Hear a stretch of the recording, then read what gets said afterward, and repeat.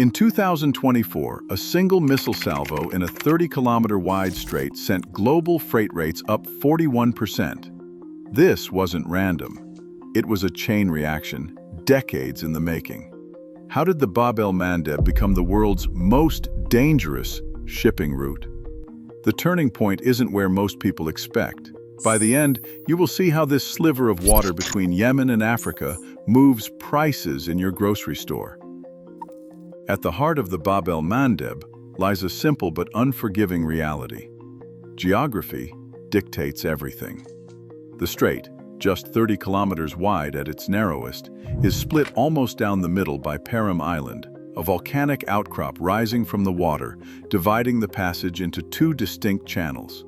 On the eastern side sits Bab Iskender, a corridor only about 3 kilometers wide and averaging just 30 meters deep. Most modern tankers and container ships are simply too large to risk this shallow, constricted passage, especially when monsoon winds and shifting shoals can push vessels dangerously close to the Yemeni shore. The alternative is Dakt el Mayoun, the Western Channel. At 25 kilometers across and plunging to depths of 310 meters, it is the preferred route for nearly all deep draft traffic, supertankers, liquefied natural gas carriers, and the world's largest container ships. But even here, safety is an illusion.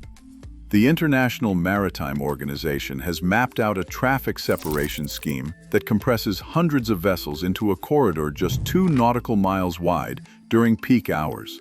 Automatic identification system data from 2023 and 2024 reveals a steady stream. Over 70% of all transits now hug the Djiboutian coast, forming a dense, predictable lane. Currents add another layer of complexity. The surface flow, sometimes exceeding 2 knots during the southwest monsoon, funnels through the strait, amplifying the risk of collision or grounding. Tidal swings, while modest at just over 1 meter, still shape the daily rhythm of crossings, especially for slower, heavily laden tankers waiting for the right window. Every ship, regardless of flag or cargo, must navigate this same narrow path. The result?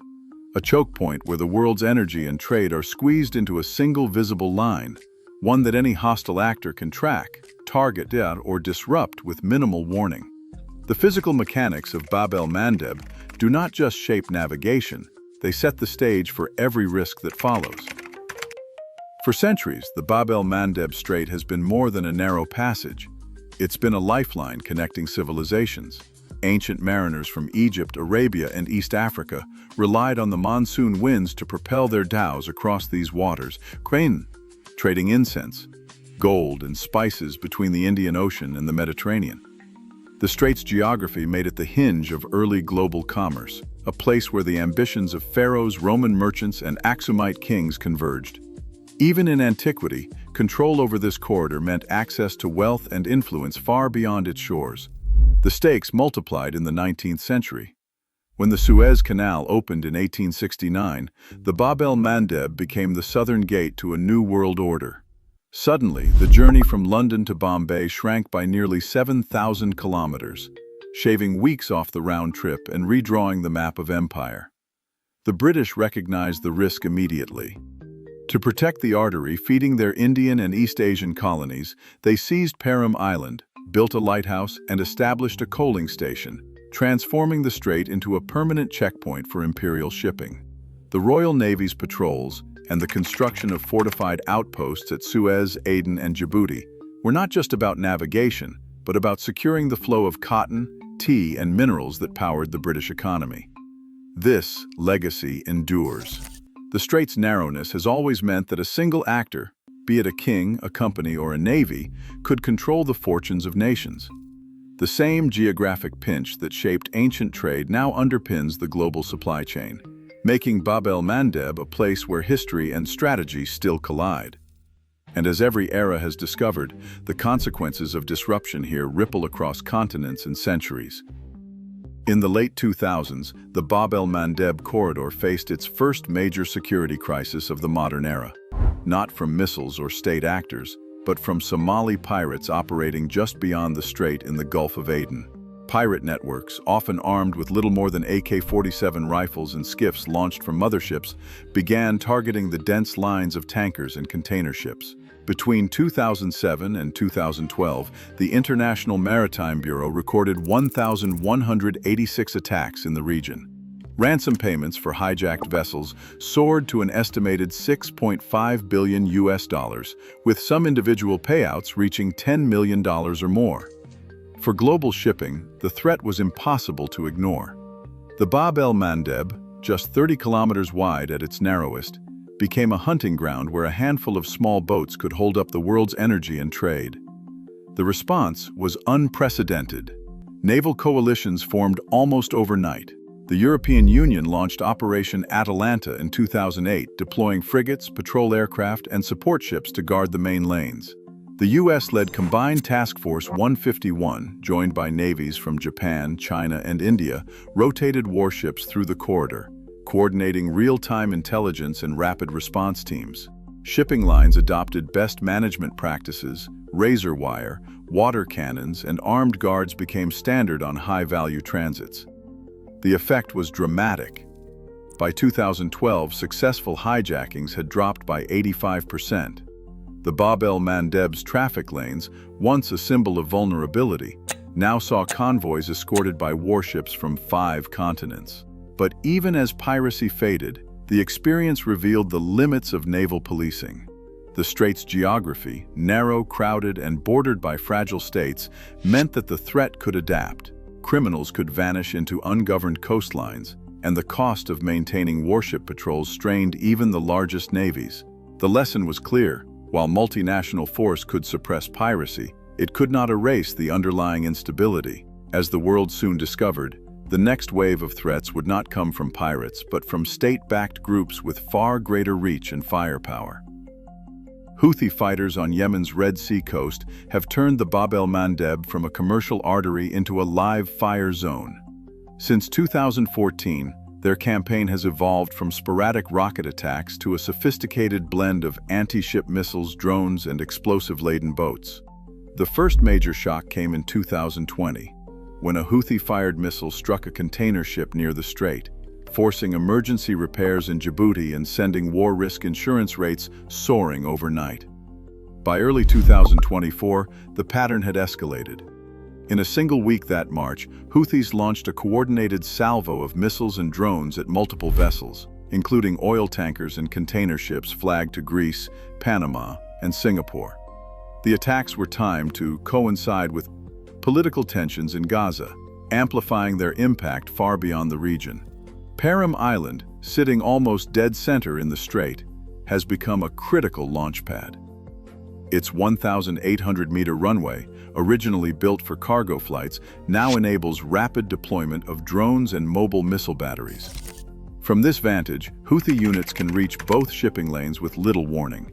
The result, the world's busiest trade corridor, is within easy range of shore-based strike teams using technology once reserved for national militaries.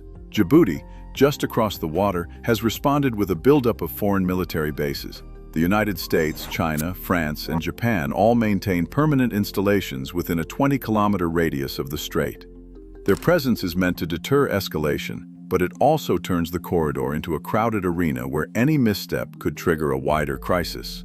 Commercial carriers have taken notice. After the December 2023 missile wave, major shipping alliances suspended Red Sea transits, rerouting nearly half their cargoes around the Cape of Good Hope. Every attack forces a new calculation: risk a direct hit or absorb weeks of delay and millions in extra costs. The Bab el Mandeb's transformation from a piracy hotspot to a front line of state-aligned maritime warfare has upended the calculus for global shipping, leaving the world's supply chains exposed to the next unpredictable strike. Each time a shipping line diverts around Africa to avoid the Bab el Mandeb, the numbers stack up fast. The Cape of Good Hope detour adds nearly 9,000 kilometers to a typical Europe to Asia voyage, translating to an extra 10 to 15 days at sea. For a supertanker, that is about 2,000 additional tons of fuel burned per trip, pushing costs up by as much as $1.2 million per vessel. Container operators face similar penalties, with delays rippling through schedules and inventory pipelines. Insurers respond instantly. After a single missile strike or drone attack, war risk premiums on Red Sea transits can jump 45% almost overnight. For ship operators, that means an immediate hike in the price of coverage, with some contracts requiring an extra $250,000 or more in loss payoff policies. The result is every rerouted ship and every recalculated premium feeds straight into the cost of global trade, making the Bab el Mandeb instability not just a regional problem, but a direct hit to the world's supply chain. The next link in this chain reaction is even broader, as these costs ripple outward to freight rates, consumer prices, and energy markets far beyond the Red Sea. Container spot rates between Asia and Europe surged by 41% in the weeks after the Bab el Mandeb attacks in May 2024. Analysts tracked the jump from $1,700 to $2,400 per 40-foot container almost overnight, as carriers scrambled to secure scarce slots on the longer Cape route. This wasn't just a shipping sector problem. Macroeconomic models, drawing on the same data used to estimate the fallout from the ever-given Suez blockage in 2021, projected a global ripple. Each sustained month of Red Sea disruption could lift the consumer price index by 0.2 percentage points. For economists, this is a direct line from a missile strike in the Strait to higher prices on supermarket shelves worldwide. The pattern is clear. When a single choke point like Bab el Mandeb falters, the cost lands not just on shipping giants, but on households and industries across continents. Today, nearly 10% of global seaborne trade converges at this narrow corridor. One missile, one blockade, and the entire world pays more. As instability endures, the Bab el Mandeb remains a stark reminder. Global prosperity can hinge on a single vulnerable strait. The next crisis could start here.